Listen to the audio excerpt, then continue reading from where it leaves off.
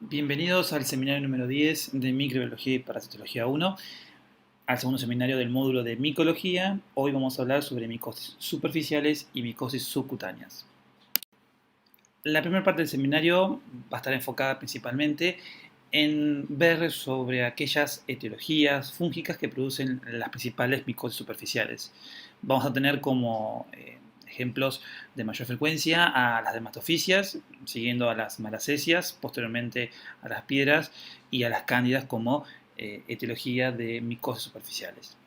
Vamos a definir a una micosis superficial en aquella enfermedad producida por algún hongo que se caracteriza solamente de afectar principalmente los estratos más externos de la piel. Eso va a incluir al estrato córneo y con mucho y en muy pocas veces hasta el estrato granuloso. Por eso, este tipo de hongos en su metabolismo, que justamente es el que va a dar principalmente las formas clínicas y la patología referida a estos hongos, están solamente delimitados hacia la superficie de la piel y anexos. No va a afectar ni tejidos profundos como dermis o hipodermis, ni tampoco van a tener la posibilidad de diseminar. Vamos a tener ejemplos de hongos que producen micosis superficiales que sí pueden producir enfermedades diseminadas, pero obviamente van a ser en la menor frecuencia y van a ser dados como puntos de partida en cada uno de los temas que charlemos sobre estas micosis superficiales. Muy bien. Vamos a continuar ahora hablando un poco sobre lo que sería más la infección y la fisiopatogenia de estos hongos. Cuando la espora que toma en contacto con el estrato córneo y se dirige de forma firme hacia la queratina, se va a depositar en la superficie de la piel, se va a comenzar a reproducir. Cuando se reproduce este tipo de lesiones, vamos a ver que va a aparecer una pápula. Una pápula, lo que nosotros habíamos definido en la curso de microbiología, era una lesión elemental sobrelevada menor a 0,1 centímetros. Y que luego esa lesión papular va a comenzar a generar toda una lesión redondeada anular alrededor de esta pápula y que eso va a comenzar a afectarse de forma filamentosa. Recordemos que los dermatofitos son hongos filamentosos. Ahora cuando veamos un poco más sobre el laboratorio vamos a entenderlo mejor. Y comienza cuando afectar de forma radiada, va a comenzar a afectar también a los folículos pilosos que se encuentran alrededor. De este modo, el hongo también puede generar ciertos grados de reservorios a nivel de los folículos pilosos. Cuando el hongo afecta el folículo piloso, esos artroconidios, estas esporas mismas del hongo, pueden invadir la vaina del pelo sin destruir la cutícula. Esos en la microscopía óptica lo llamamos como endotrix. O también lo pueden perforar y alterar a la cutícula, que hace que la vaina del pelo externa esté llena de conillos. Eso lo llamamos ectoendotrix. En el primer caso de los endotrix, se rompe la salida del folículo del pelo. Se rompe, ustedes van a ver que se va a cortar. En cambio, en el segundo, van a ver que en el ectotrix va a crecer el pelo, pero de forma irregular. Bueno, entonces vamos a hablar de hongos filamentosos, de hifas, que van a tener septos entre sí. Dependiendo de qué tipo de reproducción tengan alguno de los dos, si va a ser externa o interna, van a dar diferentes tipos de artroconidias. Los etiologías más frecuentes, como en el género de Microsporum canis, va a ser el más frecuente de todos, de Trichophytum, el rubro y el Metagraphites también, en el caso del género de Trichophytum, y de Epidermophytum flocosum como la especie de mayor frecuencia. Y vamos a ver que dependiendo de las características de sus conidias, vamos a poder identificarlos de forma en el laboratorio del diagnóstico micológico. Vamos a ver que Microsporum canis va a estar caracterizado por macroconidias abundantes. Trichophytum van a ser macroconidias escasas y principalmente microconidias a su exterior abundantes. En cambio, Epidermophytum son macroconidias que tienen forma de coma, que van a tener una pared de características lisas respecto al resto que son más irregulares. Vamos a ver que en la patogenia de estos hongos es primordial entender que en realidad el hongo, a través del metabolismo que produce de eliminar queratina y poder invadir y adherirse más firmemente al estrato córneo, va a producir la enfermedad y las manifestaciones clínicas. Acá no vamos a ver ni mediada ni por ninguna toxina ni por ningún factor de patogenicidad propio que no sea el metabolismo fúngico. Los cuadros clínicos de las dermatofisias también los llamamos tinias o tíneas, dependiendo de la bibliografía que ustedes leen. En realidad, cuando el hongo se adhiere a la superficie corporal, vamos a ver que tarda un promedio de incubación entre 7 a 15 días. Y en realidad las manifestaciones clínicas van a depender principalmente en qué sitio es afectado la piel. Por eso tenemos varios cuadros clínicos. Vamos a empezar a hablar de la tinea capitis. La tinea capitis que principalmente va a afectar el cuero cabelludo. La etiología principal va a estar dada por Microsporum canis y Trichophytum tonsarus. Vamos a tener dos manifestaciones, como vemos, dos tipos de variedades de manifestaciones clínicas de la tinea capitis.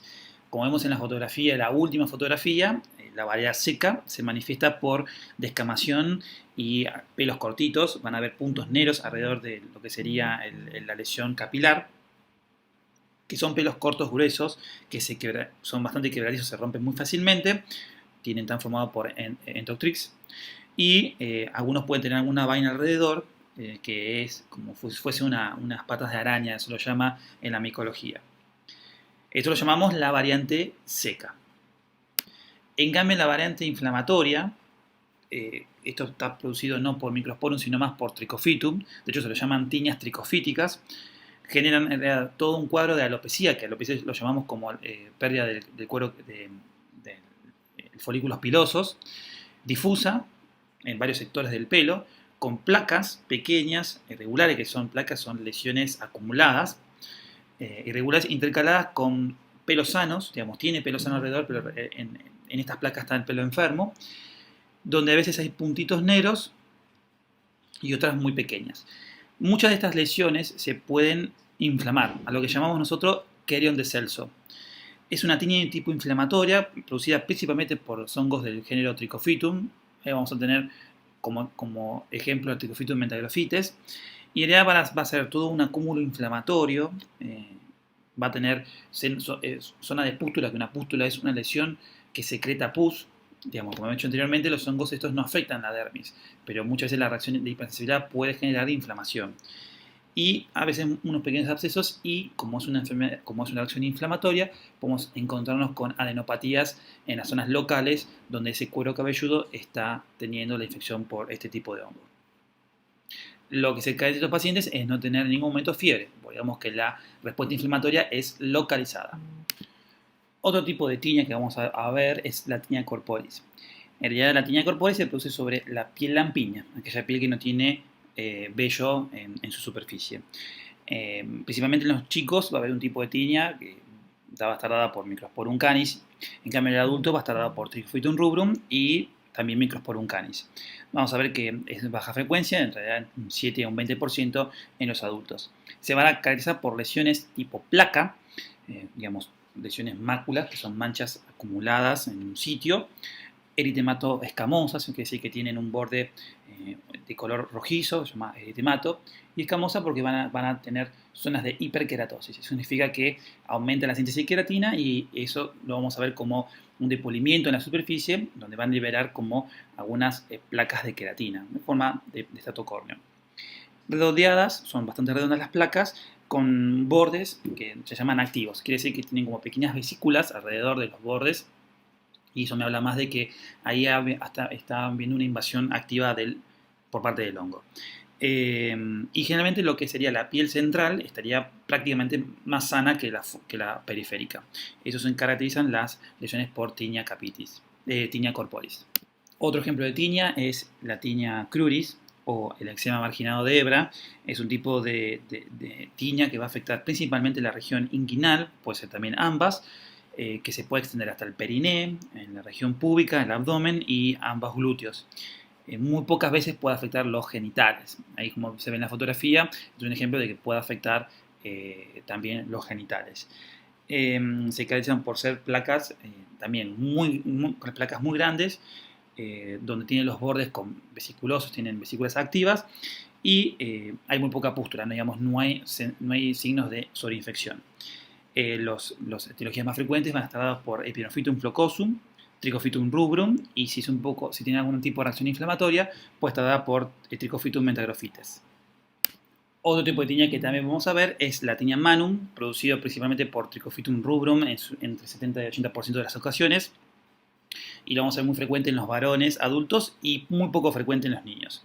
Se caracteriza por presentar anhidrosis, que es disminución de la sudoración, con hiperkeratosis difusa en toda la zona de la palma de la mano, con signos de descamación activa. Muy pocas veces se puede encontrar algún tipo de placa que produzca daño, y vamos a ver que en los pliegues de flexión de la misma mano se van a producir mayor cantidad de afectación. Una de las dermatofitosis más frecuentes que vamos a ver es la tinea pedis o el pie de atleta, dada por Trichophytum rubrum, Mentagrophytes, y un poco menos por Epidermophytum flocosum. Principalmente en varones adultos, pero también se puede ver en niños y mujeres.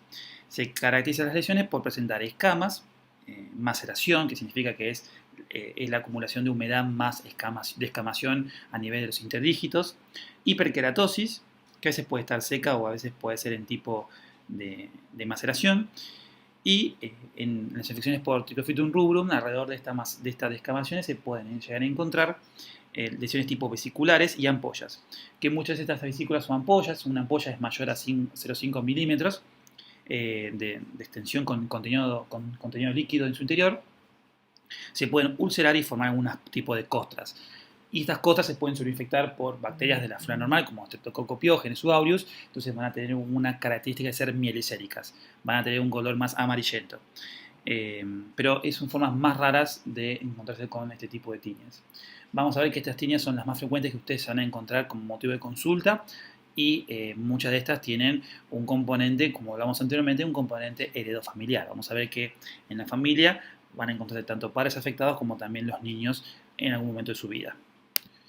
Y dentro de las afecciones por tiñas, la tiña unguium forma parte de las onicomicosis, que son enfermedades de las uñas o infecciones de las uñas dadas por hongos. Y las dermatofitosis es una de ellas. Son más o menos el 30% de todas las onicomicosis de etiología fúngica. Principalmente va a estar dada por Trichophytum rubrum, Mentagrophytes también como segunda etiología, y por último vamos a tener hongos del género Cándida. Vamos a ver que hay lesiones sobrelevadas, hiperkeratósicas de las uñas con pérdida de su estructura, y muchas veces pueden llevar a lesiones que alteren la arquitectura unguial, llevando con pérdida de capas de lechos unguiales. Muy bien, para cerrar el tema de las afecciones dadas por dermatofitos, vamos a ver que el diagnóstico es bastante sencillo con respecto a otras etiologías que hemos estudiado antes. Vamos a ver que las mejores tomas de muestras van a ser o por descamación de la piel, que yo lo puedo hacer por un método de raspado, que puede ser con una hoja de bisturí, o algún portaobjeto o alguna cureta para raspar directamente sobre las lesiones. Puedo extraer el pelo mediante pinzas, o directamente con una pequeña cureta elevar el lecho subunguial y raspar lesiones para poder obtener muestras. Con esas muestras lo que yo puedo hacer es observarlas de forma directas o directamente con un tipo de tinción en fresco, poder observarlas y posteriormente cultivarlas. Es muy importante el tema de cultivos y hacer el antibiograma de estos hongos, ya que algunos pueden generar un cierto grado de resistencia, porque como han sufrido múltiples tratamientos por pacientes que han tenido afecciones por estos hongos pueden ser... para las muestras en fresco podemos utilizar hidróxido de potasio, que va a eliminar la mayor cantidad de células descamativas que vamos a tener en la muestra. En microscopio óptico, tanto en la muestra fresco como en la muestra con tinción, vamos a observar micelios hialinos tabicados con diferentes tipos de patrones de artroconías que van a dar principalmente las características de cada hongo. Vamos a ver que de género Trichophytum vamos a encontrarnos con microconidios abundantes, globosos o piriformes, con forma de pera, y que van a tener escasos macroconidios de paredes delgadas. Vamos a ver que las del género Microsporum, vamos a encontrarnos con especialmente Microsporum canis, van a ser macroconidios fusiformes de diferentes tipos de formas, algunos con extremos afilados y paredes gruesas, en forma de espículas. Y del género Epidermophytum vamos a encontrar que son macroconidias de 20 a 40 micrómetros, de paredes muy delgadas, que tienen forma de clavo con un extremo redondeado. Para el cultivo podemos utilizar el método clásico de cultivo de hongos que vieron en el seminario anterior, que es el Agas-Aurod. El Agas-Aurod podemos observar que en diferentes tipos de características de colonias nos llevan a identificar este tipo de dermatofitos. Vamos a ver que las colonias de color blanco, tipo algodonosas, con un pigmento rojizo, casi siempre en el centro, va a ser característica del género Trichophytum. Con respecto al género Microsporum, vamos a ver que la colonia es también blanquecina, con un centro de color café claro, y alrededor tiene bordes anaranjados. Y en el género Epidermophytum vamos a ver que en realidad las placas tienen un cultivo blanquecino y alrededor un halo también de marrón oscuro, pero con ninguna característica específica. Como dije anteriormente, es muy importante, posterior al cultivo, realizar un antibiograma de estos hongos, ya que pueden tener algún cierto de resistencia hacia ciertos antifúngicos que se utilizan en la práctica diaria. Malassez. Bien, continuamos con el segundo género de estudio de las micoses superficiales. Vamos a hablar del género Malassezia. Malassezia, que da un cuadro muy frecuente de micosis superficial llamado tinea versicolor o Malasseziosis versicolor. Malassezia en realidad es un hongo que habita principalmente en el suelo y también puede formar parte de la flora normal de la piel de los seres humanos. Es específicamente endémico en sitios cálidos y templados y calurosos. Y la incidencia de la aparición de enfermedades asociadas a estos hongos es principalmente en verano. Vamos a ver que la mayoría de los pacientes afectados por Malassezia van a ser a partir de la adolescencia en adelante, ya que por los cambios hormonales que se producen en estas personas, aumenta la producción del sebo, lo cual es uno de los principales nutrientes para el crecimiento de estos hongos. Vamos a ver que en realidad van a estar relacionados también con algún grado de inmunodeficiencia, especialmente de las inmunodeficiencias celulares como la infección por HIV, pero también puede estar encontrado en otras deficiencias inmunitarias. Como etiología de las malassesias, vamos a ver que en el 97% de los casos está dada por Malassezia globosa. Anteriormente se pensó que Malassezia furfur era de las etiologías más frecuentes, pero gracias al advenimiento de la biología molecular encontramos que Malassezia globosa es el más frecuente de los cuadros superficiales y diseminados de esta enfermedad. Son levaduras que se van a reproducir por blastoconidias. Muchas de estas especies van a requerir absolutamente la presencia de abundante cantidad de lípidos, por eso son llamadas hongos lipofílicos, como fuente de carbono y obviamente las diferentes especies van a variarse, principalmente en su morfología y en el tamaño, y obviamente en la capacidad de formar filamentos. Entonces vamos a ver que estas levaduras van a formar parte de la flora normal de la microbiota cutánea. Pero vamos a ver que entre alguna situación pueden generar una transformación de ser un hongo saprófito, o sea, un hongo de la flora normal, a ser un hongo patógeno. Vamos a ver que se encuentra en zonas donde hay gran cantidad de glándulas sebáceas, como por ejemplo el cuero cabelludo, la cara, el oído externo, el pecho y la espalda. Que la presencia, como dijimos anteriormente, va a aumentar con la edad, especialmente desde la adolescencia. Van a colonizar principalmente folículos pilosos y en general se va a encontrar alrededor de las gotas grasas de las glándulas sebáceas. No se conoce aún el mecanismo de por qué esta levadura de la flora normal pasa a ser un hongo filamentoso invasor. Pero esta invasión sucede principalmente a nivel de las capas externas del tracto córneo, donde cambia obviamente su variación de flora normal levaduriforme a un parásito filamentoso, como habíamos visto en la definición de hongo dimórfico. No sabemos muy bien si parte del patrón inflamatorio que sucede en el estrato córneo es el que va a alterar justamente este tipo de diferenciación o si es dada por la misma descamación que se produce a nivel de la piel o muchas veces por la sobrepoblación que tiene este hongo a nivel del estrato córneo. Se estudió que el hongo activa la vía alterna del complemento y ocasiona inflamación y recambio epitelial excesivo. En los pacientes que presentan esta Malassezia superficial o pitiliasis versicolor, se ven que tienen una alteración en la respuesta humoral, con incremento de los niveles de IG, G en general, como también un defecto en la síntesis de citoquinas inflamatorias dada por las células T. Principalmente hay reducción del interferón de tipo gamma y de la interleuquina 2. Este tipo de evasión de la respuesta inmunológica no se conoce muy bien. Hay algunas teorías que proporcionan que muchas de estas características está dada por la pared que presenta el hongo, rica en mananos y lípidos.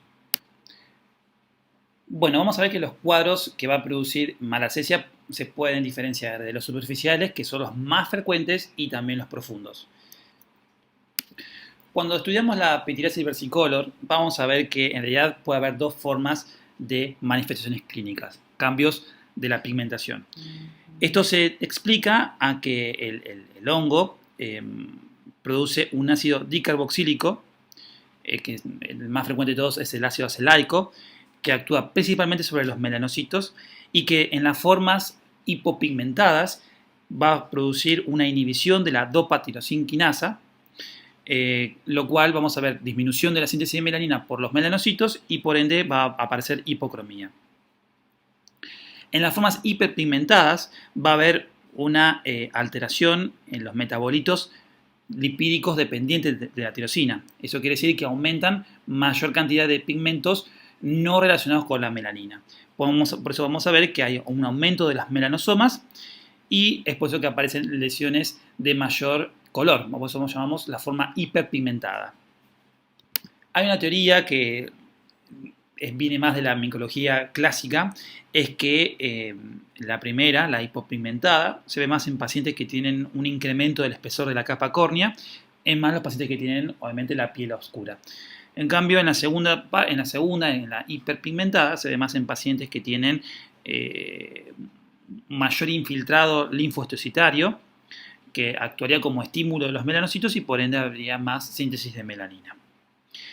Como las infecciones son más frecuentes en las zonas tropicales, vamos a ver que la temperatura y la humedad es un factor predisponente, al igual que la exposición a rayos solares UV, que esto estimularía la formación de ácidos grasos hidroxilados, que obviamente actuarían como sustratos para el crecimiento de estas levaduras.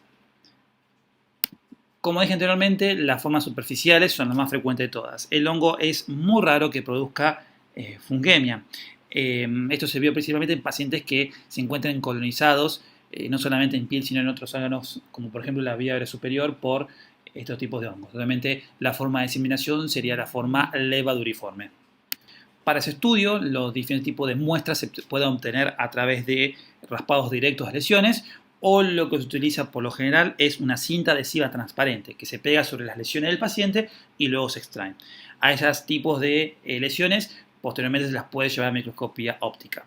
Lo que se puede utilizar también es la lámpara de Wood, como vemos ahí en la diapositiva. Lo que hace la lámpara de Wood a través de una luz ultravioleta es poder observar si el paciente tiene cambios en la coloración o no, dado por malacesia. Obviamente cuando la ponemos en la lámpara de Wood vamos a ver zonas que aumenten la intensidad o el brillo en esas lesiones, como por ejemplo un color verdoso o un color anaranjado, que pueden ser sospechosos de una infección fúngica. En el caso de malacesia vamos a ver lesiones de colores verdes o anaranjadas, de ahí viene el término versicolor. En otro tipo de hongos o, por ejemplo, en otras enfermedades autoinmunes que afectan los melanocitos, vamos a ver lesiones blanquecinas. Cuando veamos y hagamos la técnica con dióxido de potasio para eliminar la mayor cantidad de células descamativas, vamos a poder observar filamentos con algunas zonas de levaduriformes características de malacesia. Vamos a ver que estas levaduriformes son esporas gemantes unipolares, digamos que tienen una sola gemación, y alrededor pueden tener un collarete de mayores esporas, que son más o menos esféricas y de pequeño tamaño. Vamos a ver que las muestras en el microscopio óptico se pueden teñir con la tinción de Albert, que son mezclas de azul de toludina con verde malaquita, etanol y agua destilada, o también lo podemos observar con azul de metileno al 50% con ácido acético, o también con tinta Parker azul. En el lago Saubrot podemos observar colonias de color blanquecino amarillento que parecen tener un aspecto cremoso. Muchos de estos, a veces como el método Dixon, va a requerir mayor número de lípidos para que estos puedan procesar el mismo hongo y poder aumentar su crecimiento. Bien, vamos a continuar con hongos que los definimos como el grupo de piedras. Son micosis superficiales caracterizadas por cúmulos de hongos que tienen un aspecto nodular sobre las lesiones especialmente foliculosas, que están adheridos por ejemplo, al pelo de la cabeza, al pelo de las axilas, del pubis o de la barba. Son de color, muchos de esos café amarronados o negros, y estos los que van a constituir la llamada piedra negra. Y otros, una variedad blanca, con otro tipo de otras especies, que lo vamos a definir como piedra blanca. vamos a ver que en la piedra negra el agente etiológico más frecuente que vamos a encontrar es Piedra aortae. Y en la forma de piedra blanca, Trichosporum weigeli. La transmisión de estos hongos está un poco más discutida. Se piensa que la transmisión es interhumana, muchas veces dado por algún tipo de predisposición que tengan los pacientes infectados. De hecho, se ha observado en casos en cohortes familiares que tengan este tipo de afecciones. Y se ve principalmente dado por el contacto directo o por la intervención de fomites, como por ejemplo el peine, alguna brocha de barba y algún tipo de recipiente para lavar el pelo y algunos cosméticos. Vamos a ver que en piedra blanca estos nódulos van a estar adheridos al pelo y van a medir aproximadamente entre 1.5 milímetros, que son las imágenes que vemos en el lado derecho. Son de tipo fusiformes estos nódulos, translúcidos y muy blandos. A veces pueden formar hasta manguitos, digamos que pueden llegar a ser 2 o 3 que forman un complejo de nódulos y muchos de estos van a ser removibles a la fricción. En cambio, los hongos de piedra negra, lo que tenemos al lado izquierdo, van a estar en el tercio distal de la piel en contacto con el cuero cabelludo y son nódulos de color café oscuro negro, de tipo fusiformes, van a ser duros y tienen una adherencia muy firme hacia el folículo piloso. Vamos a ver en el diagnóstico por laboratorio que directamente vamos a ver en el microscopio óptico con hidróxido de potasio, un tipo de parasitación al folículo piloso de tipo Ectotrix,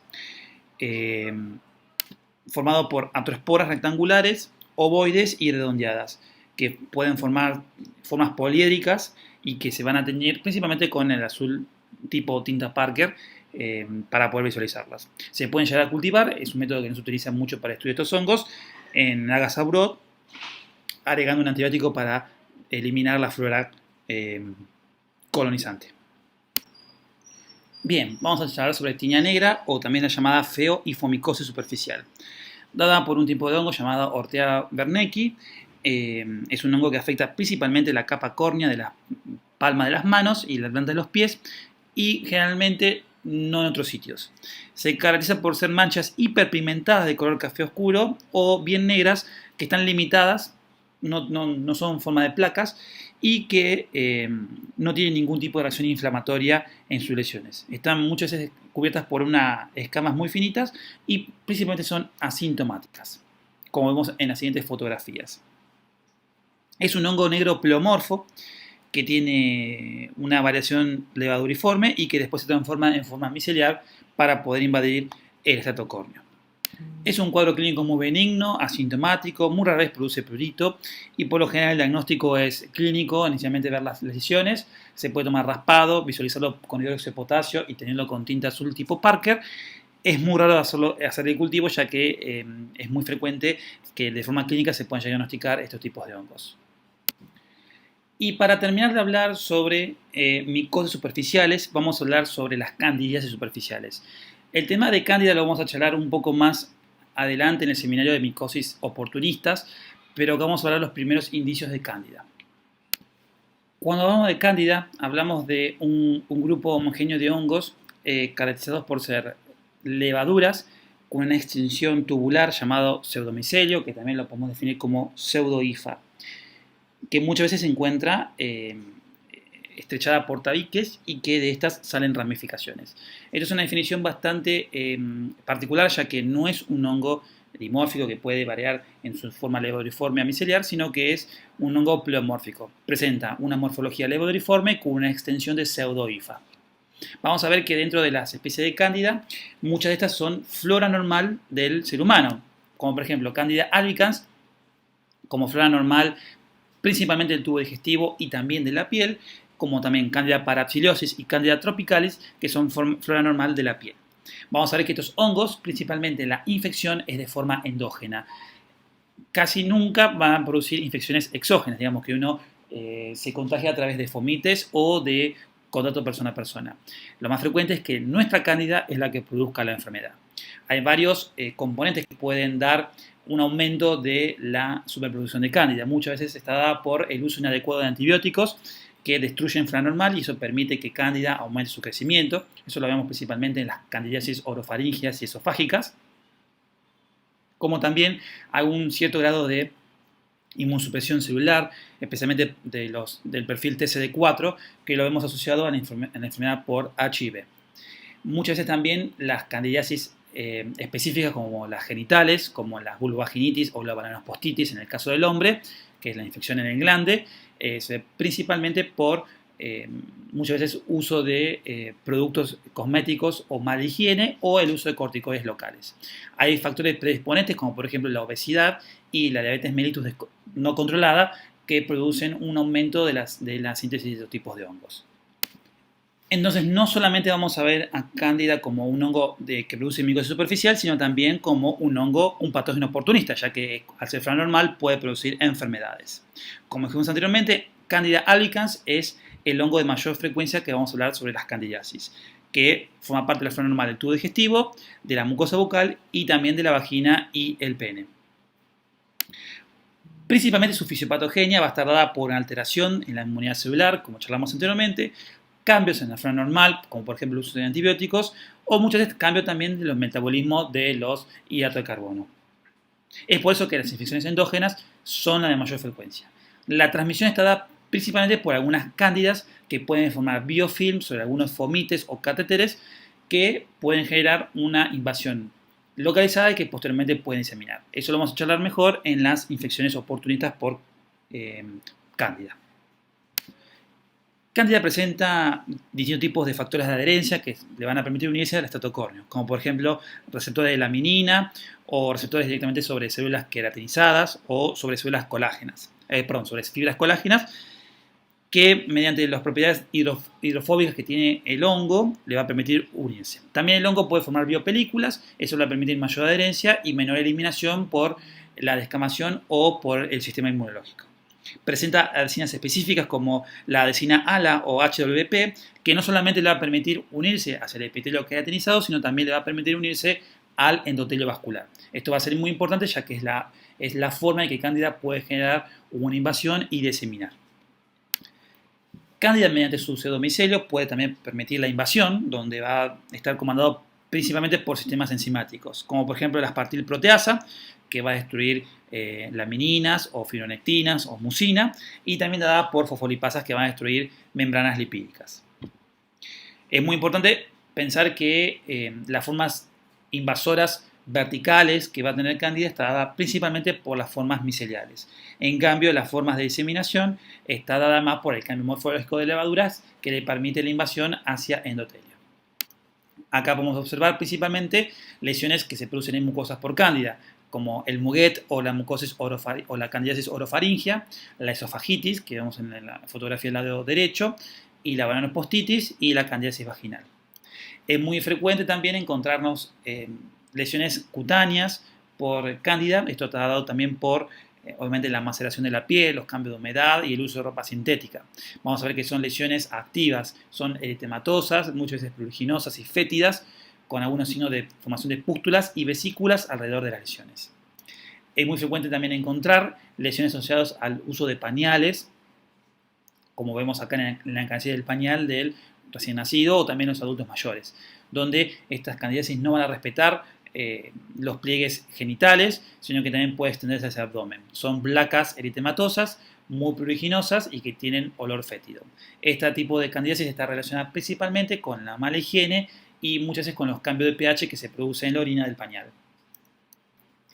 El diagnóstico principalmente va a estar comandado por la visualización en fresco, se puede raspar las lesiones, también como Cándida puede producir onicomicosis, se puede generar un raspado de las uñas dañadas, y lo que vamos a observar en el microscopio óptico a nivel de las tinciones o en fresco con el óxido de potasio es observar levaduras con una extensión del pseudomicelio. En el cultivo con Agarsaurot se puede observar una colonia blanquecina aterciopelada que mediante métodos cromogénicos, eso quiere decir que las colonias van a tener un diferente tipo de color de tinción dependiendo qué antígeno se exprese. Yo puedo determinar qué tipo de cándida es la que está produciendo la infección. Como por ejemplo, cambios en la coloración me puede dar que la especie puede ser dada por albicans, tropicalis, clavata, etc. Es un tema que lo vamos a ver mejor cuando veamos micosis oportunistas. Es muy importante de estas cándidas determinarle su sensibilidad a los antimicóticos, ya que cándidas al ser flora normal y muchas veces convertirse en micosis invasora, pueden generar algún tipo de resistencia a los antifúngicos. Aunque en la actualidad sigue siendo una especie bastante conservada respecto a la sensibilidad a los antifúngicos. Muy bien, entonces para finalizar hablamos sobre las micosis superficiales, aquellas que respetan el estrato córneo hasta muchas veces el estrato granuloso de la piel, donde vimos tres ejemplos muy importantes como las dermatofisias, aquellos hongos que forman un grupo homogéneo que dependiendo de sus características enzimáticas se diferencian, y también sus características morfológicas, el Epidermophytum, Trichophytum y Microsporum. Se alimentan principalmente de queratina y este metabolismo va a dar el daño principal que se ve en las lesiones por estos dermatofisias. Las dermatofisias pueden afectar cualquier sector de la piel, pero algunas tienen algún tipo de predilección, por ejemplo, cuando vimos tinea pedis, tinea cutis, tinea capitis, etc. Después hablamos sobre el malacesia, que tiene unas características principales que va a afectar no solamente el folículo piloso, sino que también puede afectar las glándulas sebáceas, ya que utiliza el ácido acelaico como método de recolección de lípidos para su metabolismo. Son lipofílicas. Esto va a dar cambios, por ejemplo, en la coloración y vamos a ver que los pacientes que tienen un cierto aumento en la síntesis de sebo tienen mayor predilección a este tipo de afecciones. Y por último vimos cándida como flora normal también de la piel, que dependiendo de los factores, estas siempre van a producir infecciones endógenas, que en el caso de la piel van a producir lesiones a nivel de estrato córneo y también pueden afectar mucosas. Muy bien, ahora vamos a hablar sobre micosis subcutáneas. La definimos como aquellas micosis que afectan al tejido subcutáneo, dermis y epidermis. Son causadas por hongos exógenos, principalmente no hay ningún hongo que sea flora normal que produzca este tipo de infecciones. Son saprófitos del suelo principalmente y de algunas plantas y de madera, y que mediante microtraumatismos ingresan a la piel y posteriormente invaden el epitelio subcutáneo, dermis y también hipodermis. Dentro de los grupos que vamos a charlar en este seminario sobre las micosis subcutáneas, vamos a hablar de los esporotricosis, de la cromoblastomicosis y de los micetomas.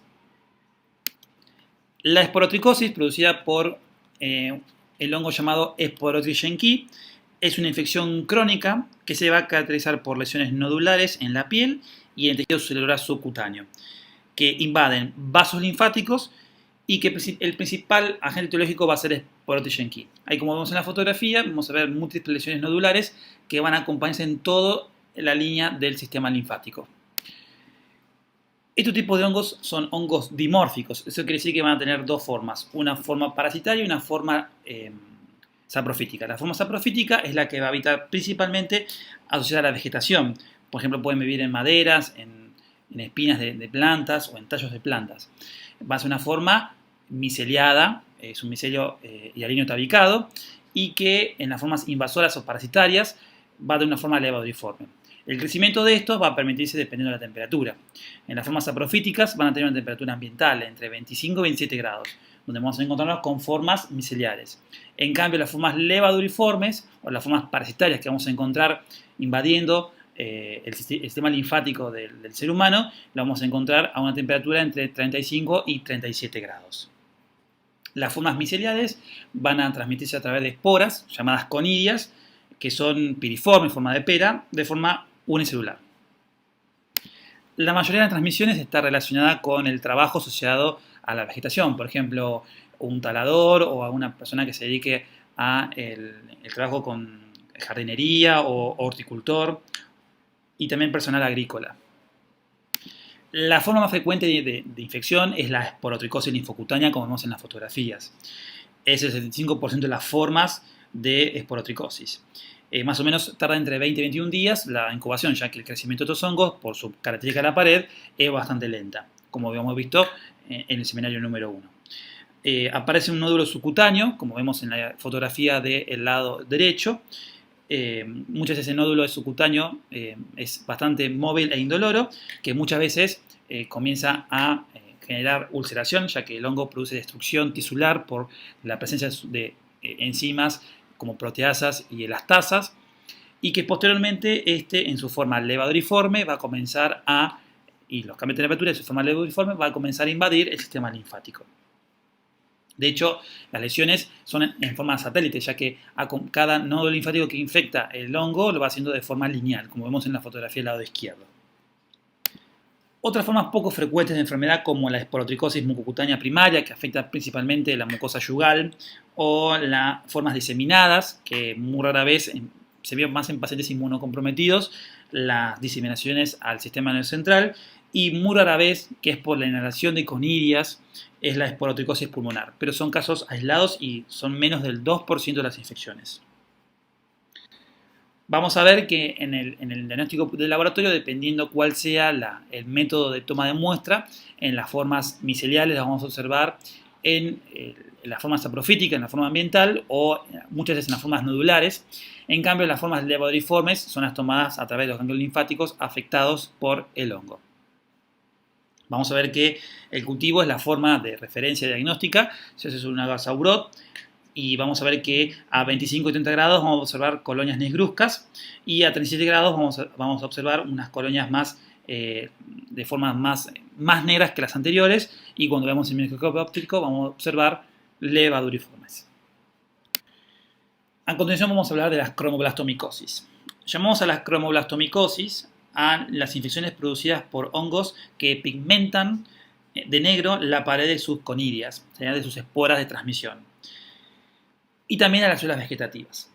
Esto lo llamamos hongos de matiáceos. Este tipo de lesiones se caracterizan por ser nódulos que posteriormente se van a ulcerar, van a formar lesiones verrugosas, también con lesiones que se ulceran y luego van a formar costras, y que preferentemente afectan las extremidades inferiores. Dentro de los grupos etiológicos vamos a tener más frecuentemente a Fonsacea pedrosi, a Cladosporium carrioni y Filofora verrugosa. Son hongos que presentan dentro de su sistema enzimático proteasas, como por ejemplo la aspartilproteasa y elastasas y colagenasas que destruyen gran cantidad de dermis y de tejidos profundos, como por ejemplo el hueso.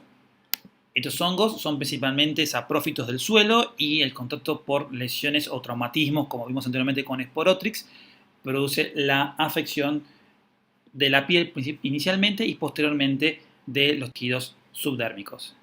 Vamos a ver que en las lesiones va a haber un gran grado de hiperkeratosis y que muchos de estos van a tener destrucción y necrosis de los tejidos principalmente superficiales y posteriormente profundos. Va a ser una enfermedad de un curso crónico que va a ser más de 3 a 4 semanas. La lesión generalmente va a ser una pápula, como vemos en la fotografía del lado izquierdo. Muchas veces no va a tener síntomas, es una lesión eritematosa con bordes activos vesiculosos, y que posteriormente comienza a afectar de forma progresiva, con mayores lesiones nodulares, mayores números de sectores de la piel sana. Como dijimos anteriormente, las lesiones van a ser principalmente a nivel de extremidades inferiores, el dorso de la mano y el tronco. Y las lesiones características van a ser lesiones nodulares, verrugosas y descamativas, que van a progresar en el miembro o en el sitio que afectaron. Como vamos a ver, el diagnóstico definitivo se va a establecer principalmente por la observación de estos cuerpos, llamados cuerpos esclerotales, que van a formarse mientras el hongo comienza la forma invasiva. Cuando tomamos una muestra, que puede ser por método de una biopsia, lo que hacemos es directamente usar el dióxido de potasio para prepararlo, y vamos a observar estas lesiones, estas levaduras de color negruzco, que es característico de las cromoblastomicosis. El cultivo es muy importante también para identificarlo, y vamos a ver que son hongos que se pueden encontrar de forma filamentosa, que forman colonias oscuras. Para finalizar el seminario de hoy, vamos a hablar de los micetomas eumicóticos, por lo también llamado pie de madura o maduromicosis. Es un tipo de enfermedad que se caracteriza de presentar un patrón inflamatorio crónico, que la forma de ingreso de estos hongos, de este grupo de hongos, va a ser a través de un traumatismo, y principalmente va a estar dado por actinomicetos aerobios. Va a afectar principalmente la piel, el tejido celular subcutáneo y algunas veces puede afectar hueso, articulaciones y muy pocas veces puede afectar alguna víscera. La forma más frecuente es que afecte piel y se va a caracterizar por un aumento del volumen del lugar donde afecta el hongo, una deformación del área y la formación de fístulas donde van a drenar todo el material, todo el exudado que va a producir esta inflamación. Los actinomicetos que vamos a encontrar con más frecuencia van a estar dados por el orden de los acromion y de las nocardias, y lo que vamos a charlar principalmente son sobre aquellos hongos negros. De los hongos, el agente causal con mayor incidencia de granos negros es la llamada Madrurella mycetomatis, sobre todo en regiones que tienen un suelo semiárido. En cambio, las que generan lesiones de tipo blanquecinas o granos blancos, vamos a encontrarnos los del género Acronium y el género Fusarium. Estos hongos son principalmente saprófitos en suelo o en vegetales como las acacias, que por medio de algún traumatismo, generalmente una espina, también puede ser por astillas o por alguna piedra o algún instrumento metálico, contaminan la piel y por ende pueden invadir. Después de la penetración del hongo, se observa un crecimiento lento del microorganismo que puede tardar entre 15 a 21 días, donde va a haber una respuesta inmunitaria ineficaz y eso le va a permitir acumular mayores neutrófilos y mayor destrucción tisular.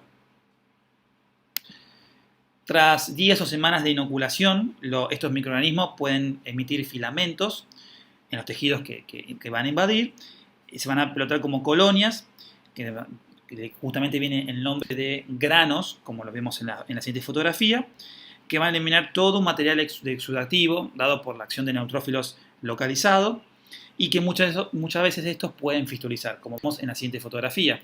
Estos granos van a liberar un material de exudado o a veces también purulento. Alrededor del grano, donde se produce la inoculación de este tipo de hongo, se va a producir una invasión polimorfonuclear y muchas zonas de fibrosis y también de neovascularización. Es porque estos vasos principalmente le dan el crecimiento y la mantención de estas lesiones. Muchas de estas lesiones, como vemos en la fotografía, son de larga data y muchas veces la atención en destiempo lleva a complicaciones graves, como por ejemplo en el caso de este paciente que ha sufrido una osteomielitis. Muchos de estos hongos también producen una hipertrofia de los músculos lisos de los vasos que pueden llevar hasta fenómenos de trombosis y también de vasculitis.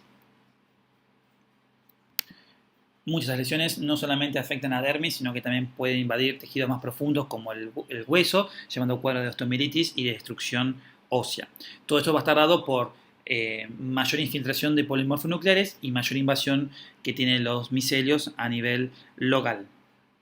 El diagnóstico va a estar principalmente determinado por la presencia de estos filamentos que, dependiendo de sus características, me pueden hablar sobre algún tipo de características morfológicas. Por ejemplo, los actinomicetos van a ser filamentos hialinos finos, ramificados, y por ejemplo los eumicéticos van a tener filamentos con tabiques y microvesículas. Bueno, finalizamos con el seminario número 2 de micología. Van a tener a su disposición las tutorías para hacerle preguntas tanto a nosotros como también a los docentes tutores. Muchas gracias. Vamos a ver que las lesiones dermatológicas tienen un tipo de distribución centrípeta que afectan principalmente todas las partes anteriores y posteriores del tórax hasta la raíz de las extremidades y el cuello. Algunas se pueden extender hasta abdomen y en algunas mujeres se pueden tener contacto también con en las zonas que tienen contacto la ropa interior sintética. Existe una forma más intensa de la pityriasis versicolor, que es la foliculitis, donde acá va a haber mayor infiltrado inflamatorio con formación de placas eritematosas, como vemos ahí alrededor del pelo, del folículo piloso, con formación de pústulas pruriginosas, donde no va a existir pelo sano alrededor de estas lesiones. Estas lesiones son sospechosas en pacientes que tienen algún tipo de inmunosupresión, como por ejemplo la infección por HIV. También puede dar otros cuadros como onicomicosis, no tan frecuentes. Puede también dar dactiocistitis, que es una obstrucción del saco lagrimal, muchas veces con inflamación del saco lagrimal y epífora, que es lagrimeo. Vamos a ver que la malacesia también se ha relacionado con la dermatitis seborreica, que es un proceso crónico inflamatorio que se produce en el cuero cabelludo descamativo acompañado con mayor secreción de sebo. Esto hace que sea un proceso multifactorial donde malacesia puede estar presente o no como cofactor. La dermatitis seborreica es predominante en varones y se relaciona mucho en pacientes que tienen estadios finales de la enfermedad por HIV, como el síndrome de la inmunodeficiencia humana adquirida, el SIDA. Son lesiones muy intensas en forma de placas alrededor del cuero cabelludo, donde en algunos sitios puede haber pelo sano como también zonas de alopecia. Las dermatofisias, o como también otros sinónimos son tinias o epidermofitosis, son enfermedades, son espectros de enfermedades fúngicas producidos por hongos llamados dermatofitos, que en realidad es un grupo heterogéneo de hongos parásitos de la queratina, que dentro de su gran grupo forman 3 géneros anamorfos importantes. Uno va a ser el Trichophytum, otros van a ser el Microsporum y por último los Epidermophytum. Se caracterizan por generar una afectación a nivel de folículo piloso, engrosamiento unguial, digamos de lechos unguiales, y formar placas con eritema y descamación con bordes activos a nivel de la piel. Dentro de sus datos epidemiológicos van a constituir dentro del 70 al 80% de todas las micosis superficiales que uno conoce y van a ser casi siempre los motivos de consulta más frecuentes en la dermatología micótica. Vamos a ver que en realidad ambos sexos, tanto como hombres y mujeres, se van a encontrar afectados por este tipo de infecciones, pero también vamos a encontrar que existen algunos factores predisponentes de este tipo de alteraciones, como por ejemplo la humedad, el calor, los tratamientos con glucocorticoides a altas dosis, la diabetes mellitus sin control, un cuadro de insuficiencia arterial por una enfermedad con alteración de la macrovasculatura, como puede ser el tabaquismo, la misma diabetes, la hipertensión, la psoriasis, el traumatismo crónico de uñas o, por ejemplo, algún tipo de traumatismo que lleve a que el pie se encuentre en mucho tiempo cerrado. Como dijimos anteriormente, se van a caracterizar de ser hongos queratofilílicos, eso quiere decir que van a requerir la queratina para su adhesión y para su metabolismo, digamos que no se van a encontrar en tejidos que no presenten queratina como fuente de su estructura. Se van a limitar solamente a la presencia de sitios donde haya queratina, pelo, uñas y la capa córnea. Generalmente estos tipos de hongos se van a transmitir a través de artroconidios o clamidoconidios que se van a encontrar en diferentes lugares. En realidad uno va a hablar sobre que diferentes dermatofitos van a producir unas ciertas características clínicas. Bueno, en realidad todo dermatofito puede ocasionar cualquier tipo de alteración, a la que vamos a llamar ahora tiña. Digamos, esto puede dependerse realmente en el lugar donde se ha hecho la transmisión inicialmente o donde el hongo tenga mayor afinidad por algún sitio. Por ejemplo, vamos a ver que hay ciertos hongos que van a producir el llamado pediatreta o tinea pedis. Bueno, se caracterizan más principalmente por la presencia de humedad de forma continua y el uso de ropa sintética que van a producir como factor predisponente el crecimiento de estos hongos. Vamos a ver que en realidad entre los Trichophytum, Microsporum y los Epidermophytum se van a distinguir entre sí por las características de sus conillos, digamos, sus esporas. Vamos a ver que algunos van a ser macro o microconillos, entonces de esa forma nosotros podemos hacer un diagnóstico preciso de estos dermatofitos.